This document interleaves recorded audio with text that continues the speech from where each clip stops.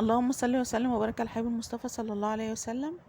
النهارده معايا ان شاء الله حقن عضل، حقنة مضاد حيوي، بس لطفلة عمرها كبير يعني مش صغير، 7 8 سنين. لازم الاطفال في العمر ده تتحكموا فيهم كويس. المشاكل اللي بتقابلنا طبعا بيبقى الطفل طول ما انت سايبه ايديه بتبقى حركة ايديه، بيحاول طبعا يشد من ايديك السرنجة او يحاول يشيلها ما بتدخلها في العضلة. فانتي على قد ما تقدري الشخص اللي هيكون حاكم الطفل اللي قدامك يكون ماسك ايدين الطفل كويس جدا. هنا ما شاء الله يعني هو متحكم في ايدين البنت كويس. هنبدأ نحدد العضلة زي ما احنا متفقين، بنقسم العضلة 4 تربع وبندي في الربع الخارجي، في الربع من الخارجي من بره. ما بتحاوليش تطرفيها قوي، هي لو قسمتيها بمجرد 4 تربع هتلاقي ان انتي قسمتيها كويس. بتحددي المكان كويس، بتطهريه.